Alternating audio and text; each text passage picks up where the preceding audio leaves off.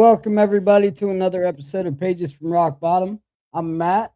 This is my beautiful wife Kim, and tonight we are joined by Morgan Wallace. Wallace, not Wallen. Wallace. Love it. Oh, so tonight we have a trigger warning. This episode contains discussion of addiction, overdose, incarceration, loss of custody, and viewer discretion is advised. And profanity. Cannot leave profanity out. Let me go see if I can't find this real quick. And there we are. I'm going to share it out. I'm going to tag Morgan. Go ahead. Tonight, from early drug use to crack addiction, losing her children, a 12-year battle with meth and surviving an overdose, Morgan's story is one of survival and redemption. Today, she's sober, rebuilding, and fighting to regain custody of her children. I feel that shit. He says, I feel that shit. Welcome to Pages, right?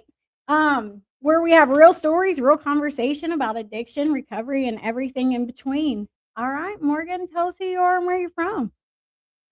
I'm Morgan, and I am from Ohio. I am 36 years old. I have 2 children. Been in my current relationship for the last 13 years. I guess I'll start with my story. My childhood sucked. I had a pretty bad childhood. The beginning was okay. I remember some things from when I was like really little, but I was molested at a young age. Had a, pretty. My dad's not abusive like he used to be because he was on alcohol really bad. But my dad was an abusive father, and my mother was an addict and alcoholic. So my grandparents basically raised me. I lived with my dad, my mom during the summers and every other weekend. I don't really remember witnessing a whole lot of my mom using drugs. I remember a couple times I walked in on her maybe snorting something, but I was little. I didn't understand what it was or anything like that. Yeah. So like I said, my dad beat me a lot. It doesn't matter what I did, whether it was right or wrong, I was getting beat. If my sister did it, I was getting beat. CPS never did anything. Me and my sister were liars. Because my dad had the family, for his backup. So he's not like that. He didn't do nothing like that. They're lying to you. Nothing was ever done. We were never removed from the home. I remember there was a few times my mom took me in children's services with bruises pretty much all over my body.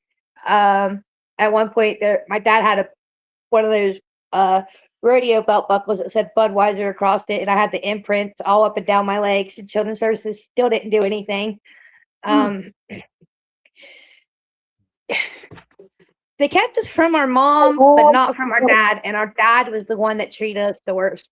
My mom may have been an addict, but we were taken care of. We had food, we had a roof over our head.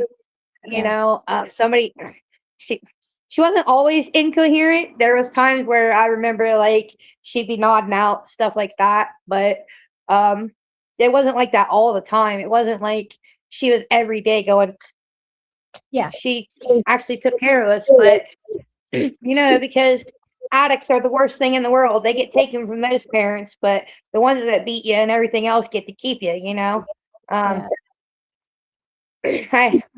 was go ahead. No, go ahead. I was just saying, yeah, I get that. It's definitely like that, just like you said, for sure. And I'm not downgrading CPS because maybe not all CPS workers are like that, but 90% of the time, that's exactly what happens. Yeah, I remember we were involved with CPS quite often, but during the times that we were involved, nothing would happen. My dad wouldn't hit us, or he wouldn't come home drunk, stuff like that. And then as soon as they would close everything out, it would all change again. He'd start going out and getting drunk, coming home. I I was 12. The first time I ever did anything, I was 12. I was 12 when I first smoked weed. Um, I remember my cousin was like, "Hey, you ever smoked weed before?" And I was like, "No, why?" She's like, "You want to?" And I was like, "Sure, why not?" And I, took a couple hits off a joint and kind of, that became pretty much a regular for me after that. And it wasn't really like the sense of the other drugs like that numbed you or whatever. I don't. It also helps my mental health. So like, it was kind of like for both. Like it was like a numbing effect, but at the same time, it helped me mentally to not have to. Uh, I am labeled schizophrenic because I hear things. I don't. I don't know why they label me schizophrenic just because I hear things, because you can hear things and be bipolar, but it's whatever they say, I guess. Um, so I don't 100% agree that I'm schizophrenic because I don't hear things on a daily basis, but um, my mental health went untreated for the longest time. I think I was 15 the first time I tried heroin. I didn't care for it. It made me throw up. I didn't like that. So I didn't really touch it after that. And then the same cousin that gave me the marijuana, I was at her house one time and she's like, "I left a line of coke in the bathroom for you." I'm like, "What?" She goes, "Just go in there and snort it. You'll be okay." And I listened to her. I was like, "All right, whatever." So I went in and I did, the line of coke that she left in there for me. And I was drinking that night too. And the only thing I can remember is like, I wanted to run. I was like, "Can I go outside? I need to run. I want to run around the town. Just let me go. Just let me outside." She's like, "You can't do that. Your heart will explode." I'm like, explain to me. Like, I don't know what I'm supposed to be feeling. Like, my heart's racing. I want to sit down, but I can't. Um, you know, uh, well, I didn't really do anything after that. Like, that was the only time until after I became an adult that I didn't really, the only thing I really messed with was marijuana. And I think I was 19 the first time I ever tried crack. Ooh. And it kind of became a downhill from there because out of I've done crack, I've done meth, I've done heroin, and I've done Molly Oh and yeah. cocaine. And out of those five, crack would still be my drug of choice. Like if I were to be in my active addiction and you were to bring those drugs to me, I would pick the crack out of everything. Before I touch any of the rest of it, it would be the crack. Oh yeah. That's my downfall. Yes, I struggled with meth, but crack is still my downfall. I mean, obviously I'm an addict, so I'll pretty much do any drug, but it's not my drug of choice, but it's what's available. You know what I mean? It's like sometimes you can't find what you're looking for, so you go for the next best thing or something like that. But so I struggled with crack for, let's see, 19, 20, 21. I want to say maybe 4.5 years off and on, until I quit. And about 2 months later, I found out I was pregnant. Oh.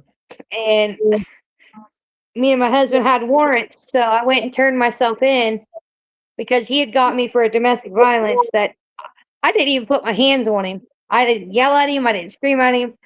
They came to arrest him for busting my sister's window in her vehicle, and then arrested me because I wouldn't shut up.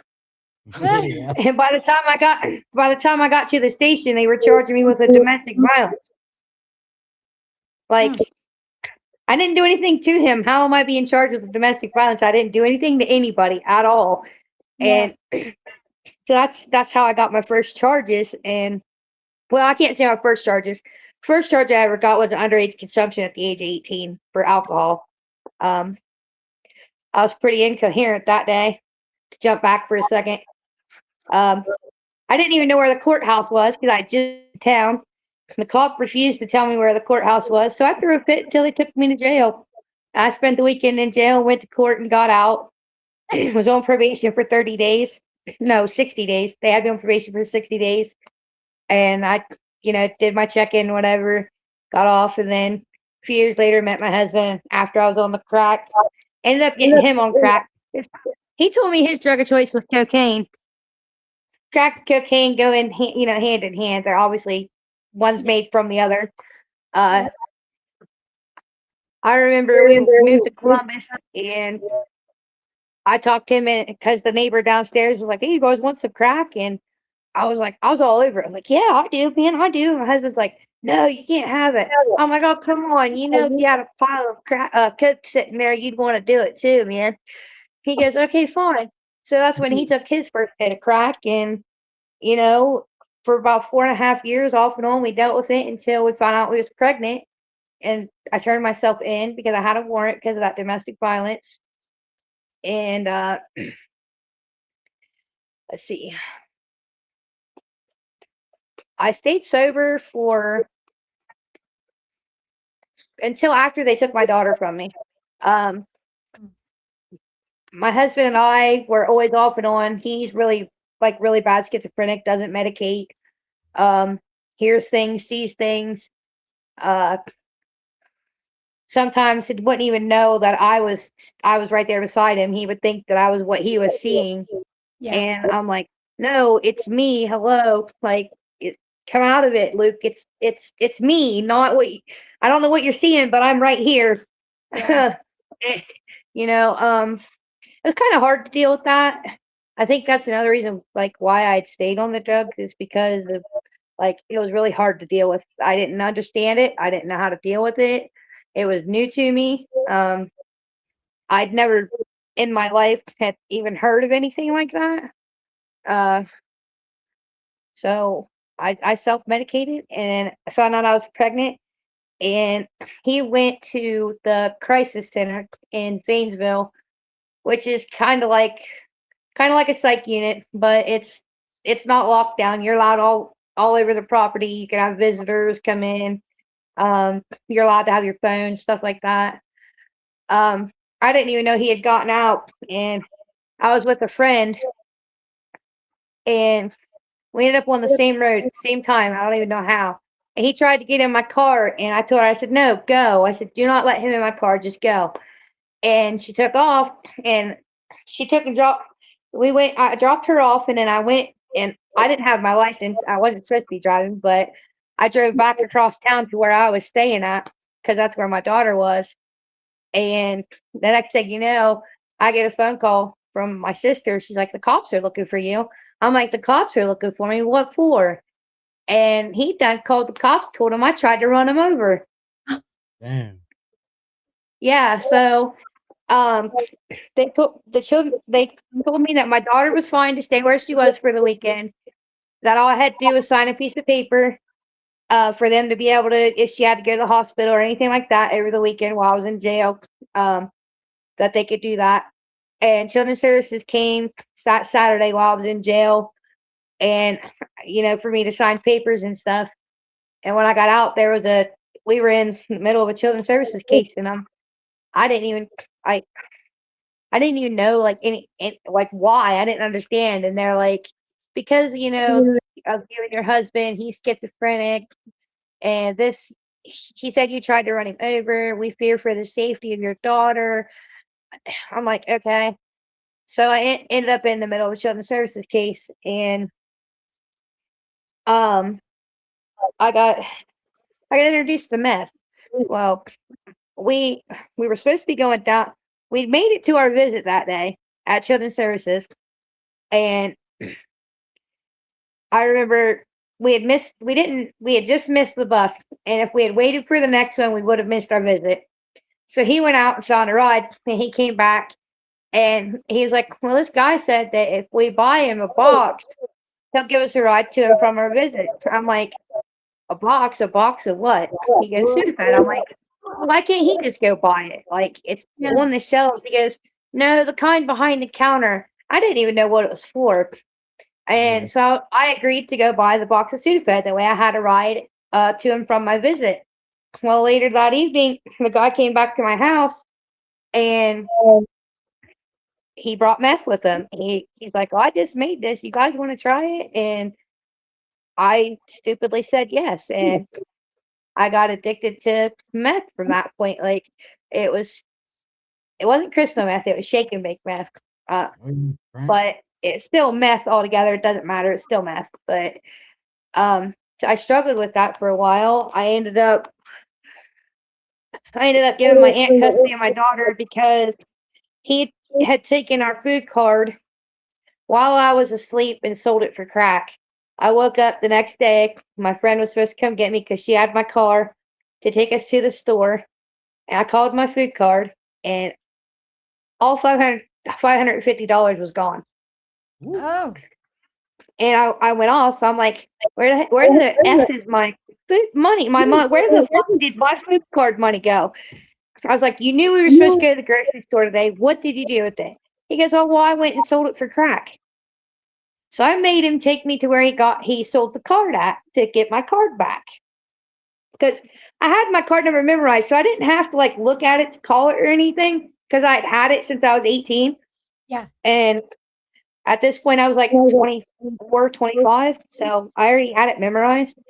Um, so I had him take me to where he got it, and as I was standing there, I was like, so that makes one of these wheat baggies mine, right? Since you took all my food stamps from me. And the other guy was like, yeah, as quick as I could pull this gun. I said, what gun? Next thing you know, I had a gun about this far from my head. And I just stood there, didn't move, nothing. My husband took off, went outside, and I just stood there. And the dude was like, listen, this never happened. You're not going to see those food stamps. You're not getting your card back. This never happened. Just your husband's a fucking pussy. You might as well just go and deal with what he did and not come back here. So I left. And when I went outside, our friend was there because she gave us a ride over. And I didn't know that the child safety lock was on inside the car. Well, they told me they called the cops. So I was trying to get out of the car to leave. I didn't even want to deal with the cops. I just wanted to leave, go home, whatever. I lied, told him I was robbed on the street corner. They took my husband, put him in another cop car, took him around the corner. He done pointed everybody out, the house, gave them names, told them everything. Next thing you know, I'm being charged with the felony obstruction of justice because I lied. I'm like, I'm not changing my story. Like, these people scare me. I'm not changing my story. Like, you can tell me change my story. You're going to give me a misdemeanor. I don't care. I'm not changing it. I'm not naming these people. I'm not the one getting shot. I done had a gun held to my head. I'm good. Yeah. They're like, so you're not going to change your story? I said, no. Mm-mm. They're like, if you change your story to his story, we'll charge you with a misdemeanor. I'm like, nope, I'm good.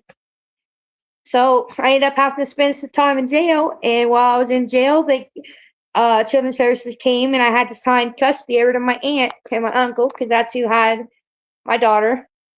And which my daughter still lives with them. I have them for the summer, but my daughter still lives with my aunt and uncle.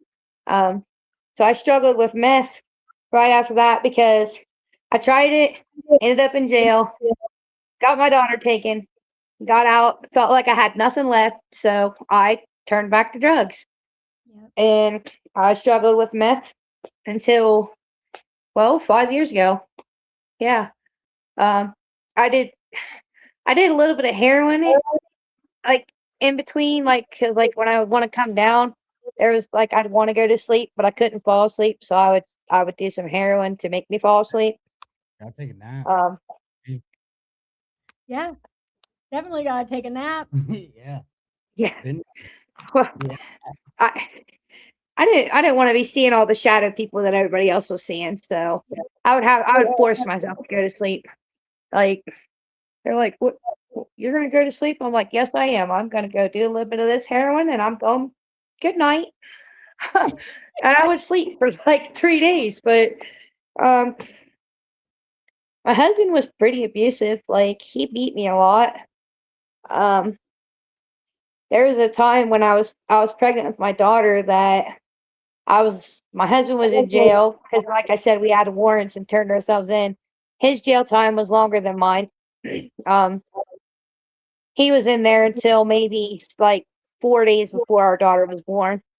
Uh, I got out in January. She was born in June. My dad came home drunk one night, and he was supposed to come home and watch my nephew. because me and my sister lived with him and our grandma, and my sister was at work. My dad was supposed to come home from work to take care of my nephew because I had something I had to go do. Well, I ended up not being able to go do it because my dad didn't come home. When he got home, he was completely wasted, and he had got out a jar of food to feed my nephew and left it sit on the floor, which was brand new carpet. And he got mad when it got knocked over and took it out on me. I'm like, Dad, I'm not, because I said I'm not the one that was feeding him. He chased me around the house, threw me down on my grandmother's bed, flipped me over, and started like wailing on my face.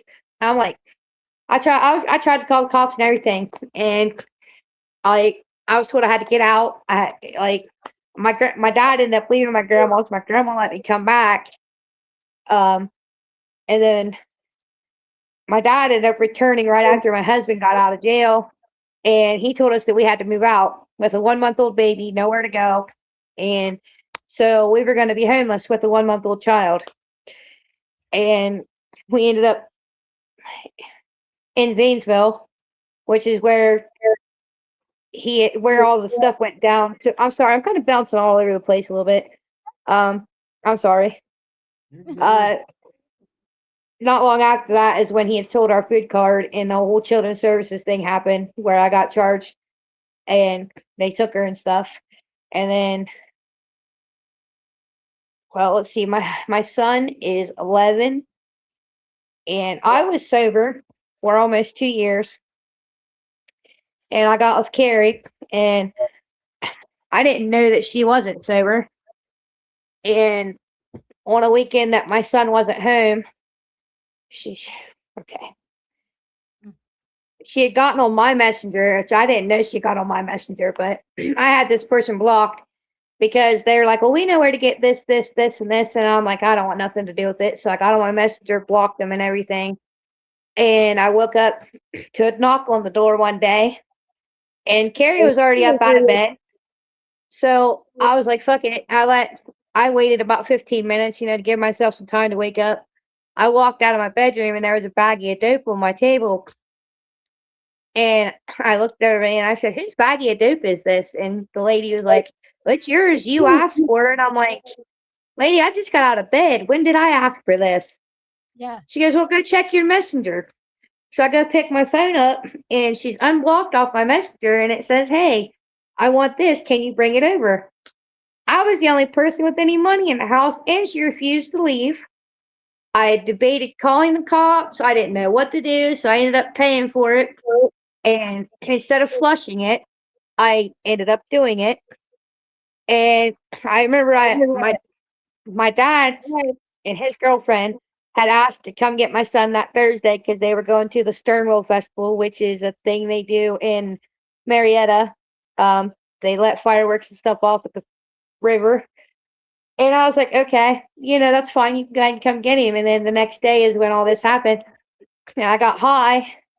And I remember, I can't remember if it was Saturday or Sunday, but I called my dad's girlfriend and I said, hey, I'm not feeling too good. Do you mind keeping Caleb for, an extra day or so? I'll let you know when I feel better. You could bring him home. That way he wasn't in my care while I was under the influence. Well, that lady that stayed at my house and refused to leave until somebody bought the dope turned around and went to Children's Services that Monday and turned me in. What? Yes. She came to my house, sold us dope, went to Children's Services that Monday and turned me in. So they came and they knocked on my door, and they're like, well, this is what we hear is going down. We need you to drug screen, yada, yada, yada.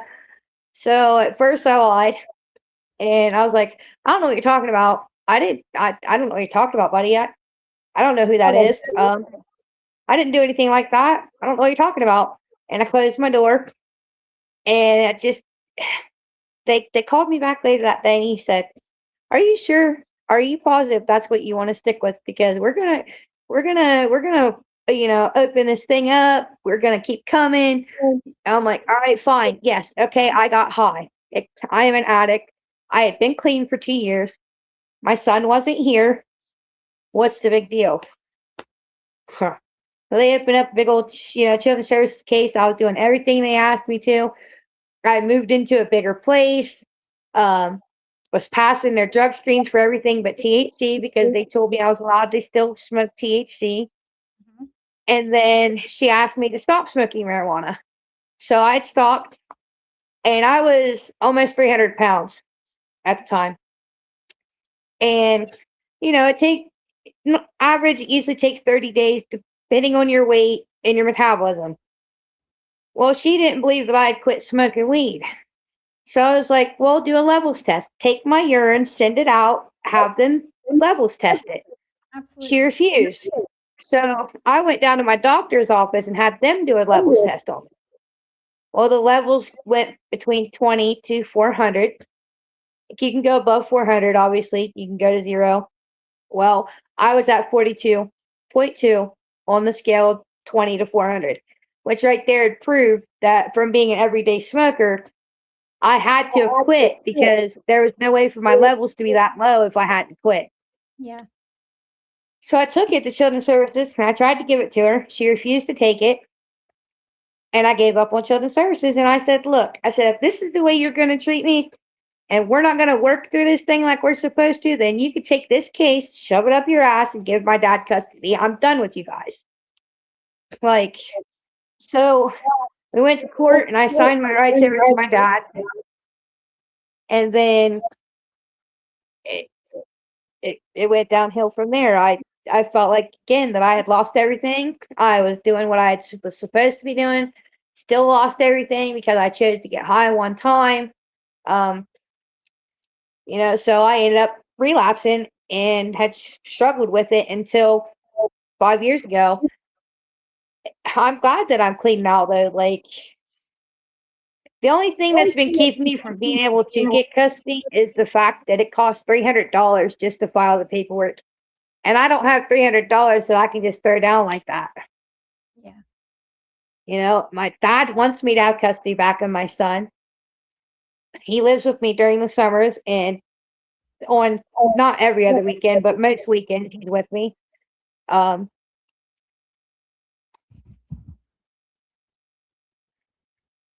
gonna go back to the one thing that I think the one thing that made me pick up the drugs in the very first place when I was young was first off how I was being treated as a child, but then I lost my grandmother when I was 16 in January of '06, and then turned around and 5 months and 3 days later lost my mother the same year.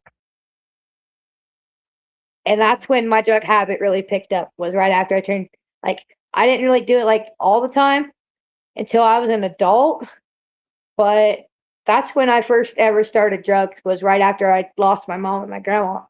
I'd lost my whole world. My grandma was the only, my mom was there for me, yeah, but my grandma was my rock. My grandma was my everything. I took care of her until the day she died.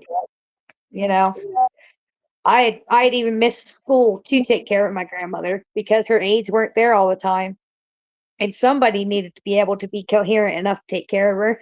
My mom and my uncle that lived there were both addicts and gone most of the time at that point. So, somebody in their right mind had to do it. My aunts and the rest of the people worked, so you couldn't expect them to be there all the time. It counted toward my schoolwork though, because I was going to Tri County to be an STNA. Yeah. The only reason I didn't graduate as an STNA is because I didn't have any money of my own, and my dad wouldn't give me the $50 to take the test. So everybody else in my class graduated an STNA, while I just graduated with nothing but a diploma. Oh, that sucks. Yeah, I'm I sorry. tried to go to college. But my dad kicked me out, and Wi-Fi was just starting back then, so you didn't really like have it in every single home. Um, I didn't have the transportation to be going to the library every day to be able to do like online college work or anything like that. So that never really worked out for me. I kind of wish it had, but I mean, I wouldn't be where I'm at today if I, had been able to go through all that. Am I? I'm not. I'm not displeased with where I'm at today. I am happy with myself now. It took me a while to get here, but if I could go back and do everything over again, I'm sure everybody would say this, but I would change it all if I could. From the moment I was first ever offered drugs, I would change that. I would be like, nope, I'm good. But I mean, if I were to have the knowledge that I have today, Yeah. I Yeah, mean, for sure. I Yeah, mean, none of us know what we're getting into. no, You know what I mean? no, we're just doing it for fun at first, right? We're just doing it because everybody else is doing it and Fun, it's escape. fun. You know, you see Yeah. everybody else, they're like, well, I want to have as much fun as that person. You know what I mean? Or I want to feel as good as that person. But, you know, I don't know if I can't say that I would say that I would change anything. There's a lot of things I would change realistically. I But mean, yeah, the number one thing I would change is the drug thing. Like, I would redo everything I've done except for the drugs. yeah, they definitely take you away from you and everything else around you. Yeah. I don't think that there's not one thing that it doesn't take from you. Where I gave away. But that's like with the relationship that I'm in now. Like, yeah, we stuck together. And for the longest time, I held resentment because I didn't know. It wouldn't have stopped me from getting with her, the fact that she was an addict, but I would have offered her and helped her with the things that I was getting help with at the time to help her get sober to be, where we're at today. Yeah. Like, she thinks that I would have told her I didn't want to be with her, or things would have went the other way. And it's not like that. It's not that I wouldn't have been with her. I love Carrie. I would have still been in a relationship with her, but I would have helped her get the help that I had. Yeah. Because I had been sober almost 2.5 years when we got together. And she's like, yeah, but I fucked up your sobriety and da da da da da. And I'm like, Carrie, calm down. It was my choice too. It wasn't just your choice. Yes, you were the ones that brought the drugs into the home, but it was my choice to do them instead of getting rid of them. Yeah. So did you go to treatment or? I did, but I got kicked out for kicking a trash can. Yeah, you'll have a. I kicked the trash can. And I got kicked out for kicking a trash can. They considered me aggressive, so they kicked me out. Yeah, they don't like it when you show physical emotion. I flipped the whole couch. Oh well, he was at Ed's place and it was TRC, so I was angry. he was angry. Yeah. I don't even. You guys probably never even heard. It was Summit Recovery in Logan, Ohio. It didn't last for very long. The last thing I heard about the place was they aren't even operating anymore because the wife's husband was sleeping with the clients. Which I knew that was already happening. I'd caught them together and chose not to say anything. Man, I chose not to say anything after catching him with a client. Chose not to say anything, and still got kicked out. So his wife or they both were sleeping with the clients? No, just he was. The wife wasn't. He was, because it was a female. It was a female facility. They originally wanted to open it for males, but they ended up not doing that. They changed it and opened it for females instead. And then the husband was caught with a couple of the clients. Jesus. They come there to get better and not get used. You know what I mean? Like, shame on you. Whoever you are, shame on you. Shame on you. Do better. You know what I mean? I'm serious. Do better. See, when I first left, they had agreed that they were going to still work with me, that I could come down, once a week or every other week, and they would still counsel me or whatever. So I, at first, was still going to them. I went, I think, to 2 sessions before they started, like, not really contacting me anymore. But in the process, she was, like, sending me videos of stuff that they was going out and doing, and, like, don't you wish you was here to do this? And I'm like, block? Like, I don't need that in my life. Like, I don't need you to sit here and brag to me about what you're doing now that you kicked me out of rehab. Like, yeah. How's that going to make you think that's going to make me an angry person? No, I'm just going to block you and not deal with it. Like, haven't had contact with her since. Yeah. So how did you get sober and stay sober? Well, I almost forgot to talk about it. Actually, I OD'd. Um, I we had other people in our home. They weren't like living with us, but we were using with other people. And there was a guy at my house that was selling both. He had like fentanyl and meth, and I can't remember. He had a couple other things, but they were pills. And the guy that I used to call my brother, his friend was on the way, and he wanted fentanyl, whatever you want to call it. So instead of buying meth, which is what I wanted, I went ahead and bought Fetty for the other guy because he had meth on him, and I just traded him when he got there. I handed him the bag of fentanyl. He handed me the bag of meth that he had. Well, we all three had needles. The one guy already did his. The other guy had mixed his up and decided that he didn't want it because the way he seen it was making other dude. Offered it to me. I sat it down and said, "No thanks, I'm good. I don't want that. It's got fentanyl in it." I went to my bedroom. I mixed up my shot, laid it down on my dresser, went to go to the bathroom, came back to get it because I was getting ready to get in the shower because I was supposed to be leaving with a friend to go down to the store with her. And I remember going back to my bedroom, grabbing my needle, getting in the shower, and I briefly woke up in my chair. I remember seeing the like EMTs and the cops like looking down at me. And then I remember them trying to get me to walk down my stairs, and I don't even remember making it down my stairs. I just remember waking up in the hospital. I tried to ask the staff at the hospital what was going on. They were rude to me because I OD'd. They didn't really care. They shipped me out the same night. They didn't. They made sure I was okay and then sent me home the same day. But the cop that was working at the hospital that night had actually came to my apartment, I think maybe 2 weeks later, to check on me to make sure I was okay. And she's like, "Well, did you get clean?" I'm like, "I stopped using the needle, if that matters." I'm like, "Oh, no, I'm not 100% clean, but I did stop using a needle." And she goes, "But you think it's time to get into some rehab or something, maybe?" And me and Carrie had sat down and talked about it. And I was like, "Look," I was like, "I'm tired of living this life. I am ready to get sober.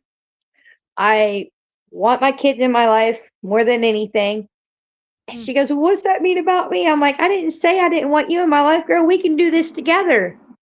Like, we don't have to separate." I'm like, "The only way we're going to separate is if you choose that you want to stay in active addiction. I want to get sober. I want this for my life. But we can do it together." And that's when we had decided to go to rehab. They accepted us into the same rehab, which they don't usually do with couples, but this one did. And like, we don't fight all the time, but every couple fights every now and again. It's inevitable. It happens sometimes. Uh, we had just gotten sober, and like, when you're coming down off things and trying to get your mind right, you're still not in that right state of mind yet. And they end up kicking Carrie out over a misunderstanding. And then not even a week later, I got kicked out for kicking a trash can. We did this, I got really mad at the dude because we were doing this exercise, and we got to choose. We were sitting like back to back. Okay, he would sit in the one chair with his back to my back, and like another person would sit in the chair with their, but like back to back. And I can't remember exactly the name of the exercise, but basically you got to choose like what, like, your crutch was, like what was holding you back or whatever. And he goes, "Oh, well, your crutch is Carrie, and that's who you have to use." And I'm like, "Bro, how come everybody else gets to choose what they want as their crutch, but I have to choose my girlfriend as mine?" Like, you know, that's not what's holding me back. What's holding me back is, what, and I explained, what I felt was holding me back. He goes, "No, you have to use Carrie." I'm like, "No, I don't." And I got up and I walked out. I said, "I'm not coming back in for this exercise. You can't make me do something I don't want to do." And not even 3 days later, I was kicked out because I kicked the trash can. Yeah. Well, that's not really a good reason to kick you out, but shame on you, rehab. I don't know what the name of your rehab was, but shame on you. It was Summit Recovery is what the name of it was. Summit Recovery. Shame on you. Yeah. for kicking a trash can. I don't. That's we go to try to talk to people about what just happened and why they feel like that just happened to Yeah. them. We don't just De-escalation. kick you out and be like, okay, you have to leave because you kicked a trash can. Yeah. That's shitty. I'm sorry. Yeah. I ended up choosing not to go back into another rehab after that. I stayed in outpatient therapy. I did intensive outpatient through integrated services. Oh I yeah. went to group 3 days a week. Had homework, all that. Still had to drug screen. I was still pretty much everything that you would do in rehab, but you were able to go home to your home. You didn't have to stay in their facility. Right. Yeah, I did outpatient too. I did inpatient. I did semi-transitional. I did outpatient, and I did drug court.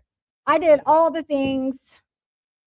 I think total I had like You said a year and a half in treatment. you laughed. You know, Yeah, you said some of transition. out of all the times I've been in trouble with the law, they have never offered me drug court. Oh yeah. Well, Never, listen, not once. that was I'm gonna say his name, Mr. Travis Holden did that for me. I don't know what made him choose me. He that's that saying, I'm always gonna say this, is somebody believing in you when you don't believe in yourself. Hey. He must have seen something in me that I obviously did not see in myself at the time. Look at you now. But I took it and ran with it, and it was the best decision I ever made, even though it was made plain to me that I did not have to accept drug court as Right. not my I'm not going to say punishment, but as one of the things I had to do, but I just had to do rehab, not drug court. But I wanted it. I needed the accountability, and I wanted to learn, so I did. And I am so glad that I did that program, and I'm glad that I went through TRC. I'm grateful. I'm just grateful, to They be offered honest it with to you. I am too. A lot of people have to get they have to do the inpatient stuff. I'm just glad that I was able to keep my mindset enough to where I did not have to go back Yeah. to the inpatient. I was able to do the outpatient. Good for you. But I had been sober before. I had been sober a couple other times. It wasn't very long, usually maybe a year to 2 years at the most. But I had been sober before. This is my longest time being sober, 5 years. But so I already had some of the experience of being sober, knowing what was to come, and how I had to keep going and stuff like that. So it was something I had experienced before, but never for the length of time that I have now. Yeah. 5 years is a long time. It's a big accomplishment. You know what I mean? So The only 12 one years. person I wish that was here to share it with me is my mom, and that's because I watched her struggle, and I've kind of been in her shoes. When I always wondered, why my mom did what she did, why she chose the path that she did.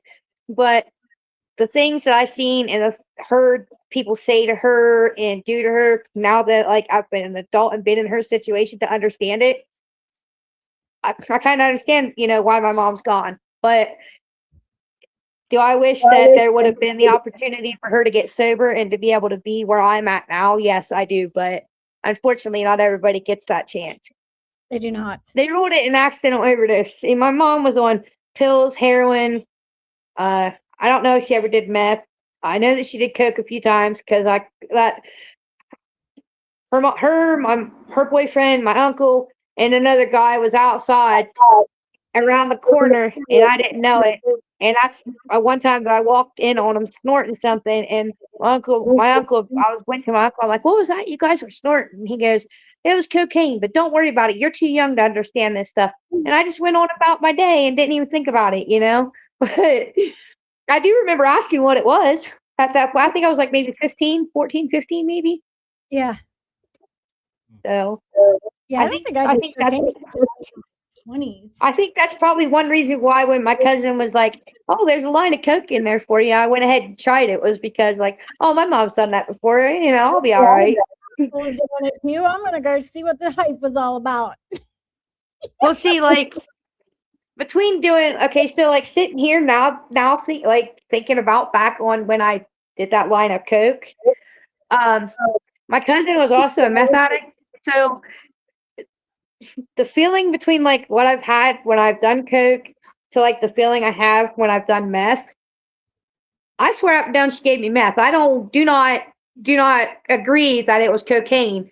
She still says to this day that it was cocaine, but I 100% believe that she had given me meth, not cocaine, because cocaine, yeah, it makes my heart race, but it doesn't make me feel the rest like the way I felt when I did that line. Like I couldn't sit still. Like I was bouncing all over the place. Like no, like I can sit still when I've done some cocaine, but when I'm doing meth, because I'm all like, Yeah. you know what I mean? And that's how I was. So to this day, I'm like, Sheena, are you sure you didn't give me meth? She goes, no, it was coke. I'm like, okay, we'll go with that. But all right. Oh man. Yeah, get I the mean, dizzy on. Yeah. still the do. the cousin that had introduced me to those drugs is sober now too. She's got a little bit longer than I do. But she's sober now too, and we're still really close. We talk not every single day, but darn near every day.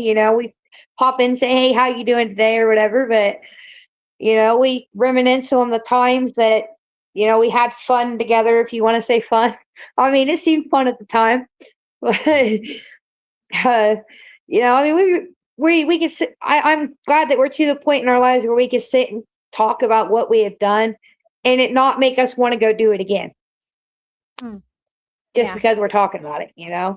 Yeah. So what do you do today to stay sober? I stay away from everybody. I am a hermit crab. I stay to myself. I don't leave my house unless I have to. If I'll go out sit outside and stuff now because I don't have any neighbors or anything to worry about. So like I'll go sit outside. But when we just moved, the apartments we just moved out of, I would not leave outside the apartments because it was full of drugs. Everybody around me was doing drugs. Like I knew that if I went out and started talking to anybody, I'd probably relapse. I didn't want that to happen. So I became a hermit crab. I don't talk to anybody. Yeah. We do the same thing. Like we don't really It's my safe place. yeah. You And mean? It works. I mean, I have sober friends. Don't get me wrong. I have sober friends. I don't do as much. I don't do as much as I used to. Like I don't go out and just like walk around town or anything like that. I pretty much stay at home because I know that with the town that I'm in, because I grew up here, I know pretty much everybody that's on drugs. And if I go, start gallivanting around, talking to them and hanging out on like a daily basis, I'm going to end up back into those drugs. And I don't want that to happen. So I stay to myself. I don't blame you. I don't blame you. So right now, and in your recovery, is there any challenges that you're facing in rebuilding as you continue to rebuild your life? Really, the only challenge, well, my mental health, I'm still working on it. Like, it's not where it could be, but I have a good counselor now, though. Like, I can't say I didn't have a good counselor because I was working with somebody it was really working for me, but she ended up getting another job and they didn't even really give her any time to transition her clients over or anything. They just gave her like 3 days to be like, hey, I got a new job. I'm moving to this place. So, like, I lost it. I started bawling my eyes out. I cried the whole way home. I get home and my sister's like, hey, you can see my counselor. I'm like, oh, yeah? She's like, yeah. And I've seen this lady before. Like, we had been clients. Like, she had worked at Allwell back when it was still called Six Counties. And we worked together for a short period before I moved away. And now she's my counselor again. But if it weren't for her to be able to like talk to her and like the fact that she already knew me and stuff, like I would felt like I was starting all over from the beginning. I wouldn't really like talk much. Like it takes a lot for a counselor to get stuff out of me. It just depends. Unless you, my drug and alcohol counselor can get more out of me than my regular counselor can if I'm just starting out with them. I'm more willing to talk about like my addiction and stuff before like my childhood and the trauma and because Yeah. I don't like bringing all that back up because all that ultimately ended up leading me to being on drugs and I just don't like I talk about it now but not like I don't know probably not as often as I should. Yeah. If I were to talk about it more and work through it more than what I have been, I'd I'd probably be like I don't know, I guess a little better off than what I am. Yep. But I'm still new to this. Like, it's only been 5 years that I've been clean. I just started working with a mental health counselor maybe 4 years ago out of the 5 years ago. So like I started out with just drug and alcohol, and then I switched to drug, alcohol, and mental health because my drug and alcohol counselor made me realize that my mental health was an underlying issue of why I was on drugs in the first place. They go So- hand in Yeah, co-occurring's real. they go hand in hand. Hand in hand. You know, I said it just a second ago, you know, you have to feel it to heal it, right? But you're aware, right? You're aware, you just don't stuff it, right? When we stuff, we become these ticking time bombs, you should say. And Yeah, pressure pot. yeah, he had the words. He had the words. A pressure pot. And you know, and eventually it either A is going to lead us back out to where we don't want to go, or we're going to explode, or we're going to end up doing things that we don't want to do, right? Yeah, just keep doing what you're doing and keep talking about it with your counselor. And yeah, maybe start writing letters. Mm. You know, even it doesn't have to be to anybody in particular. It can be to your old self. You know, and talk to yourself about that. Sometimes that helps too. Just some suggestions. What's like my mom and my grandma are just buried up at the top of the hill. Oh yeah. And last time my sister was down here, she goes, "Have you been up to see mom?" I'm like, "No, I don't really go up there." She goes, "Well, why not?" I'm like, "Brittany, how many times do I have to explain to you? I don't have to go visit a gravesite to remember somebody, first off. Yeah. Second off, going up there, it brings back the day of the funeral, the way I felt, and everything. So I just, I go up there maybe once a year, put some flowers on the grave, clean it up a little bit if it needs cleaned up, whatever. But I don't go up there as often. And my sister was mad at me for it.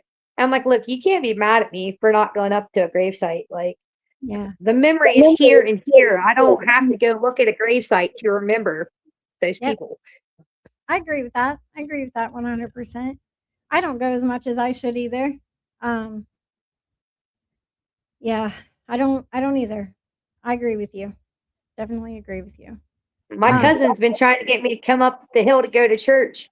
I haven't stepped foot in that church since the day my mom died. And it's nothing against the church. It's nothing against the people in the church, nothing against the church. It's just right across from the church is where my mom died. Yeah. And happen to go up to that church and turn, being out there. And I know I don't have to look across the street, but when you come out of the church doors, that's the first thing you see. Yeah. And it still bothers me. I don't want to have the guy that lives up there. He's still my brother. He's not really my blood brother, but we grew up together. He's like 1 month younger than me. We were in diapers together, grew up together. I still call him my brother. He comes and cuts my grass for me. He lives up across from the church, which is where my mom died at. And I won't even go up there to his house. I'm like, no, bro, I can't. I don't know how you do it. I can't come up there. He goes, Mom can't be here either. His mom, like, she went crazy right after it happened. Like, she tried to drive the truck into the light pool that was sitting right by the camper that my mom died in. She drove the truck right into it, knocked the camper over, rolled down the hill and everything. Like, his mom left the property, ain't been back since. Like, I understand how she feels. I can't go up there and look at that property either. Yep. You ain't fully worked through it yet. And, you know, you'll do it in your time, right? Yeah. Took me 20-some years. Yeah. I mean, I hope I can, but I don't like the loss of my mom and my grandma was the only thing. The only real thing that's like brightened my life since then would be I can't say not my girlfriend. Obviously, my girlfriend brightens my life, but I mean, my children have been the light in my world. Like, yeah, I may have fucked up in the beginning, but they have always been my light. I feel that. Would you say that they are the reason I am sober now is because, I mean, I've always been in their life, but not how I wanted to be. And now that I'm sober, I'm in their life more than I have been. Yeah. I've been getting my son for every summer since I've gotten sober. The visits originally started out at my sister's house, and she started using drugs and stuff, and everybody that was coming in and out of her house was on drugs. And I got woke up at it was like 3:30, 4 o'clock in the morning by the other lady that was at her house, and she's like, "You happen to see a white baggie with some powder in it?" I shot up and I said, "No, and you better motherfucking find it too, because my goddamn child's laying right there sleeping, and if he wakes up and finds that shit, we're gonna have problems." So I called my dad at like 7 o'clock in the morning. I said, "You need to come get Caleb." They're like, "It's not time yet. What's going on?" I'm like, "I'll explain to you when you get here. You need to come get Caleb." So my dad and his girlfriend came to get my son, and I told them what was going on. And I said, "If my visits can't happen somewhere else or at my house or even at your house from here on out, then you're going to have to take him back out of my life again, because they can't continue to happen here, because this is what happened this morning, and I'm not going to keep telling you that she's on drugs." Yeah. But my dad didn't want to see it, because my sister's always been, my sister, like, she tries to say that I'm the favorite or whatever, but I've always been the black sheep. I got beat for shit that she did that Yeah. I didn't even do. Like, my dad, he's kind of treated us both a little bit. He's bought me one car, but he's bought her like 4 or 5 cars. He always let her stay with him. She always had a roof over her head. I always got kicked out, never had anywhere to go. Even with having a child, got kicked out. But she always sees it the other way around. When I don't even argue with her about it anymore. I'm like, "Okay, yep, that's what happened. Yep, yep, yep." And I leave it at that, because I'm done arguing about it. Like, there's no point in sitting there trying to keep telling somebody, "Hey, this is what happened to me. Can you open up your eyes and see what happened to me? Not just what happened to just you. Like, this is both of our lives. We are sisters. I seen what happened to you, but you clearly keep wanting to say that I'm the favorite and this and that and the next one." Okay. Dad's kept the roof over your head till you were like 25 years old, 26 years old. Then he finally kicked you out. Like, I was 17 when he kicked me out, nowhere to go, nothing, like, I don't know, like, but I'm still the favorite. I don't know how to explain that one, but what it is I'm sober now and she's not. So yeah, it does kind of seem like he's favoring me, but it's not that he's favoring me. I'm sober. When Yeah. she was sober, it seemed like he was favoring her, when it's not even that, even really what was going on. It's just the fact that, tough love is how my dad is. It's Yeah. I He mean, has mental health issues, and he don't drink like he used to. He still drinks beer on occasion, but he used to be a really bad alcoholic. And drugs, because they're illegal, I was the bad guy. But now it's kind of flipped tables, because my sister started using drugs. Like, I remember one time my sister was like, "Well, I'm jealous of you," and I didn't even know why, because I was living under her roof. She had her child and everything going for her, and I had nothing. I was sleeping on her floor with a backpack with some clothes in it, with nowhere to go, no money, nothing. But I just I don't argue with my sister anymore. I just let her see it how she wants to see it, until she decides that she's going to get sober and work on things and realize, hey, it's not really a favorite thing. It's just the fact of, Yeah. Maybe you're she will using get. now. So, I mean, that's part of the disease, right? Like, Yeah.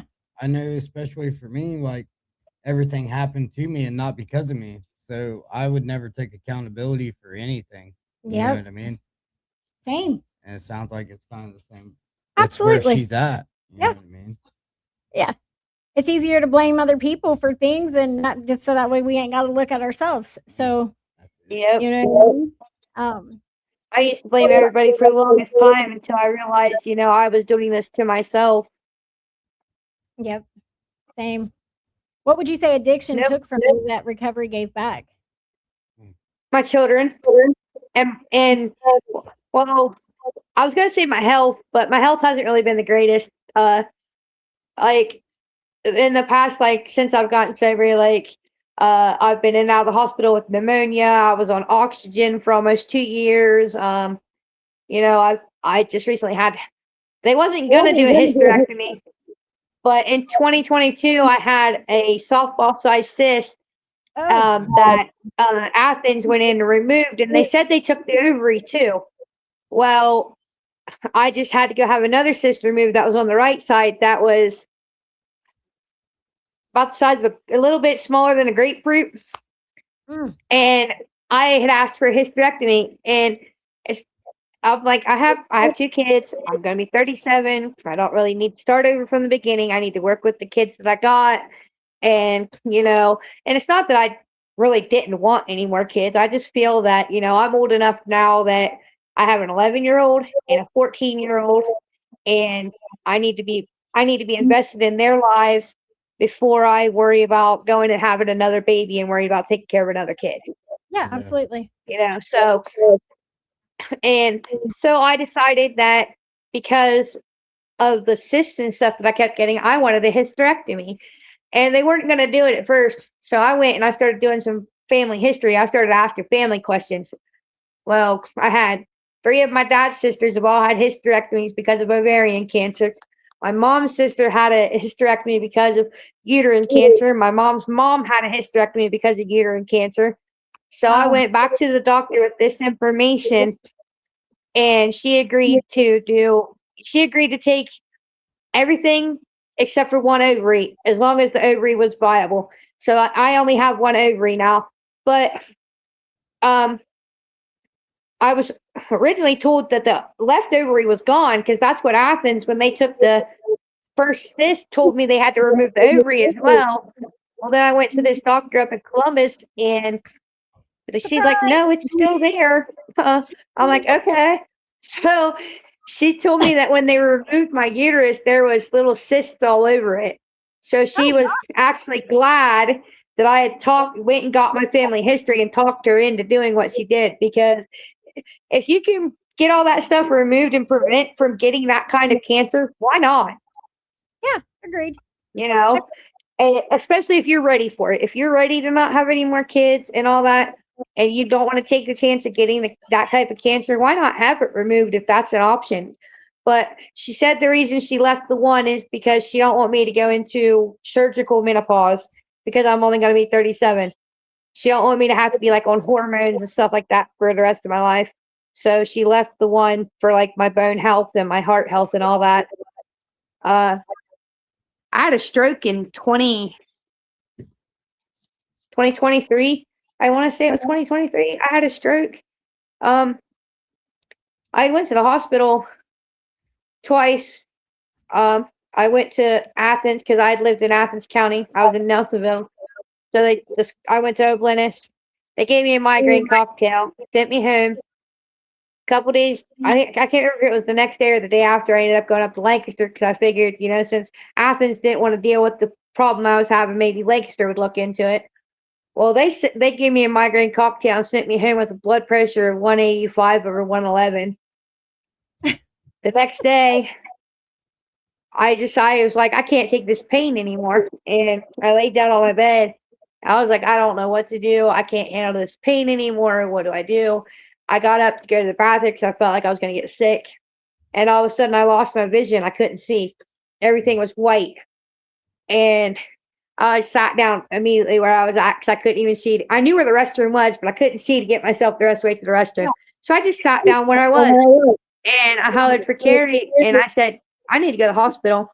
She asked me what was going on. I said, well, the pains in my head are back. I said, but now I can't see. She goes, what do you mean you can't see? I said, yeah, everything is white. I can't see. So we ended up calling the squad, and the squad guy was like, oh yeah, follow me to the squad. I'm like, buddy, I can't, what part of I can't see don't you understand? So like they didn't even believe that I couldn't see. And they kept trying to get me to sign a piece of paper, and I'm like, where at? They're like, right here. I'm like, I put my hand where you're wanting me to sign because I cannot see where you're pointing.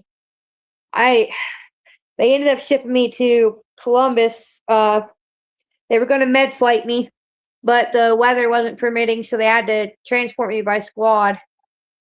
And Oh. then I was there for I was there for about a week before they sent me home. I was supposed to be like in physical therapy and everything else, but like the whole time I was in the hospital, like you know the whiteboard that they write down your like information on, like your doctors and stuff. Yep. I could see the outline of it, so I kept studying it, kept studying it.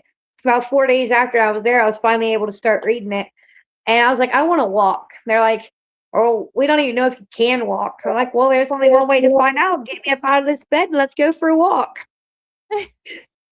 So we got up. It was a little rocky at first. Like I was having trouble standing, but once I started walking, I was fine. By the time I got home, I didn't even need the physical therapy. Like they had me signed up to go in once. I went in, and the lady was like, "You're walking this good with these scans that I'm seeing. You shouldn't even be walking like that."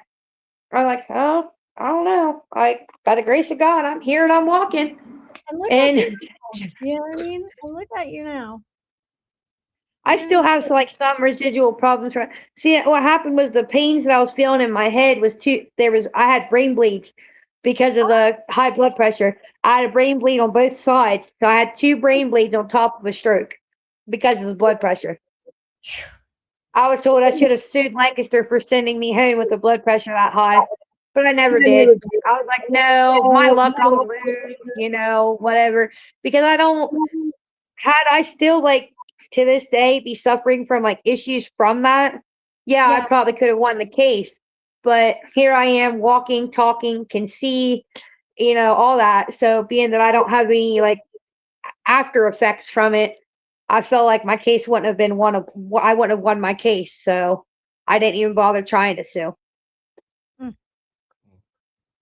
But it seems like, I don't know, I got sober and my health kind of went like, I mean, it's going back up now, but I got sober and my health just like went, like, that's how it always goes. That's how it always goes. I know somebody she thought she was in perfect health.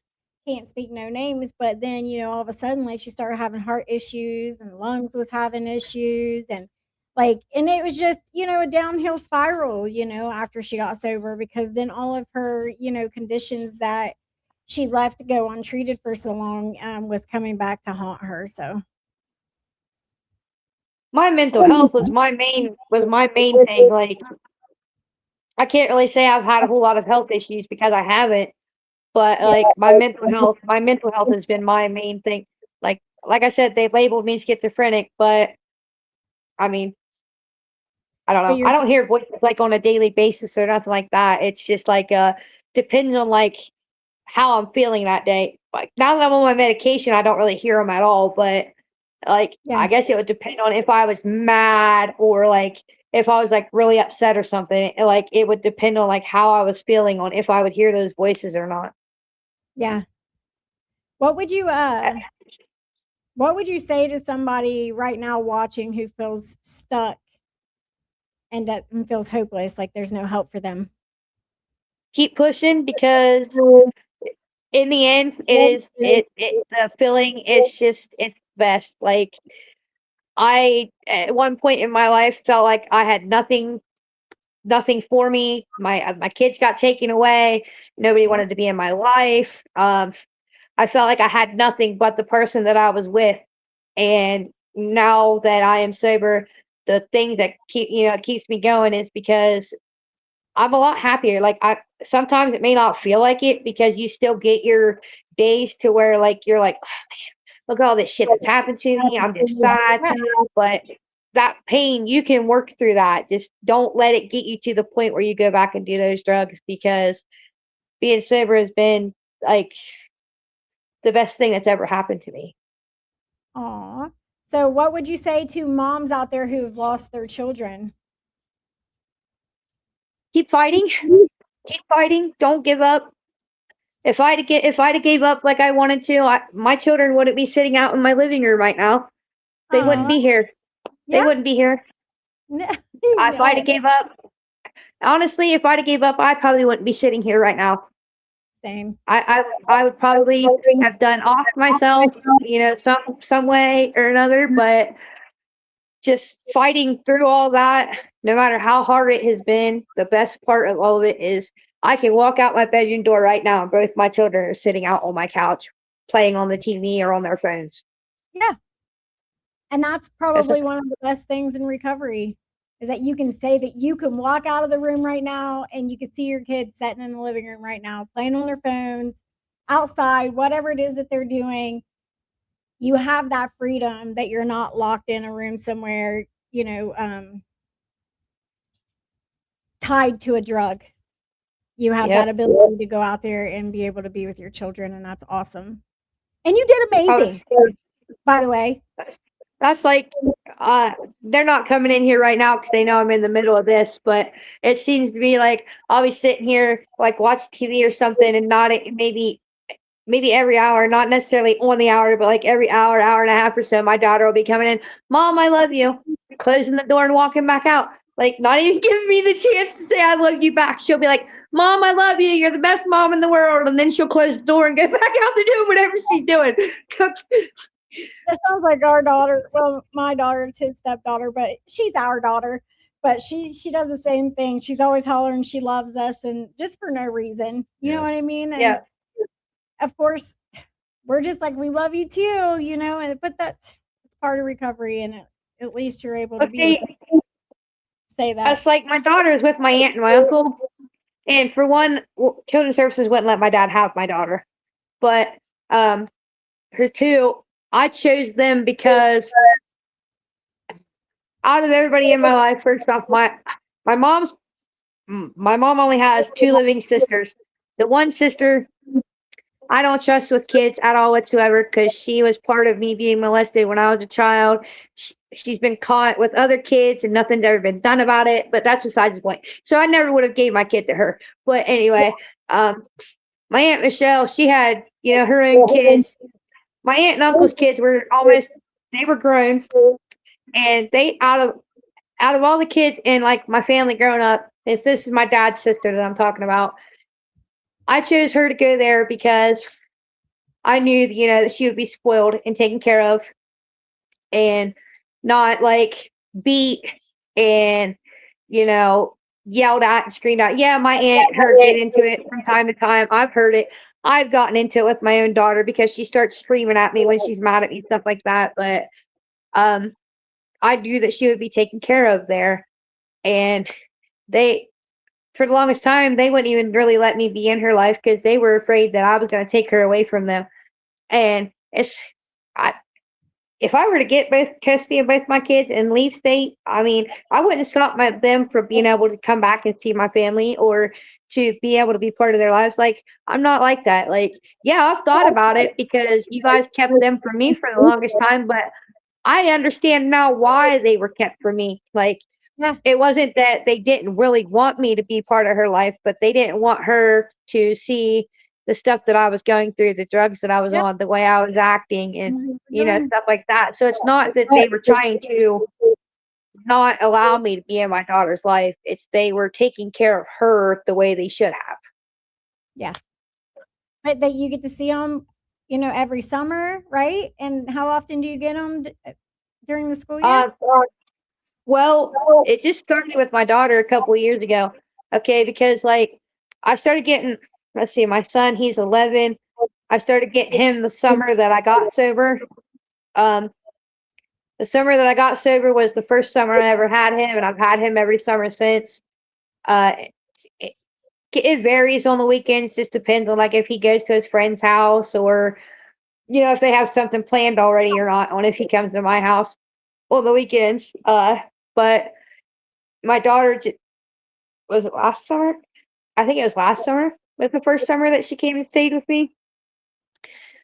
She didn't stay the whole summer because my aunt and uncle, like they take her to do stuff on her summer breaks. Like they I can't remember. They went to a water park or something last year, and I think they're going to Cedar Point this year.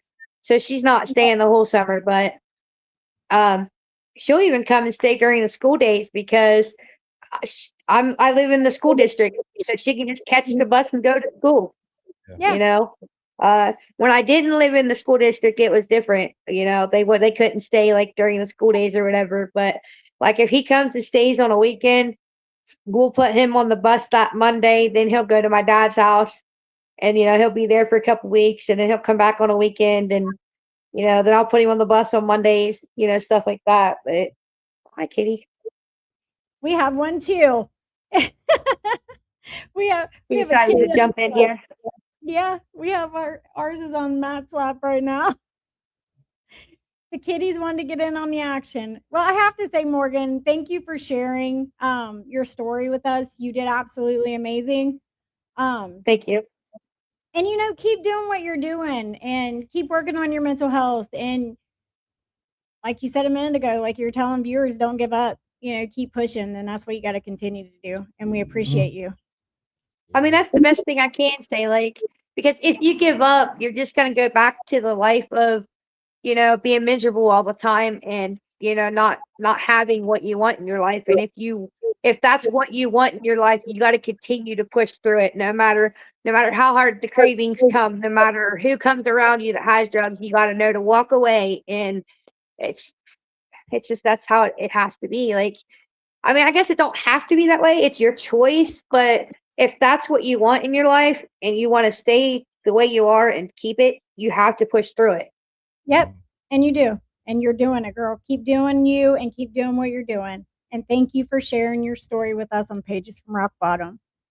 Thanks for having me. You're welcome. You did amazing. Thank you. You're welcome. Everybody give her a big shout out, show her some support.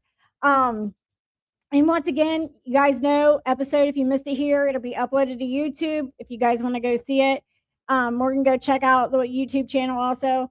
And then next Wednesday we have look at me not remembering who we have on next week, guys. We have Danielle Bailey coming on to tell her story next week. And then I'm hoping to have somebody on the other side of opposite of addiction to tell their story, what they went through with somebody they loved in active addiction. So stay tuned for that. And once again, Morgan, thank you for sharing. Thanks for having me. Guys, have a wonderful night. You too. Thank you. Bye. Also, guys, I wanted to hold on. I wanted to don't forget to go like, follow Pages from Rock Bottom and Overly T-shirts, And for a chance to win. oh yeah, free t-shirt giveaway. Yeah, I'm giving away 2 free Hop on T-shirts. It's gonna be 2 people are gonna get T-shirts, but you have to go like and follow both pages, and then you have to share the post, and then you have to come back and say you done it. You got to tag a couple of your friends in it. You got to say done. Yeah, right? done. I've only got I think there's 7 people that's done it so far, but these are free T-shirts, and I will pay to have them delivered to you.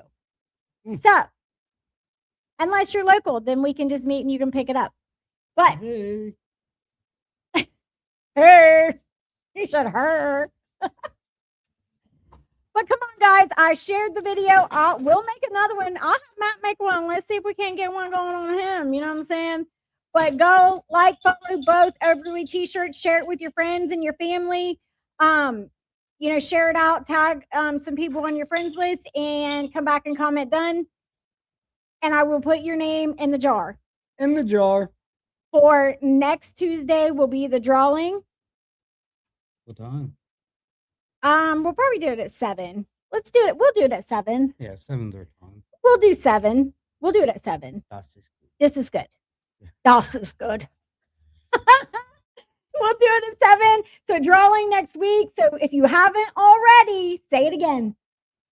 Go like, follow, share.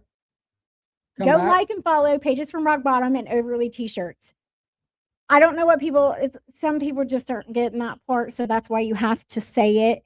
Go like and follow Pages from Rock Bottom and Overly Tees. Then share the post onto your page. Tag some friends, come back and put done, and I will put you into the jar for the drawing on Tuesday at 7. 7. Yeah. Come on, guys. You know what I mean? Who doesn't like a free T-shirt? I'll take it. And I will make it in your size. It's not just going to be some random ass size. It's going to be in the size that whoever won the freaking shirt. Custom made for you. I mean, who doesn't want a Father's Day shirt to give to their father, a gift? Or who doesn't want the J Doll shirt? Yeah. Not for everyone. Yeah. I'm not for everyone shirt that J Doll had us do.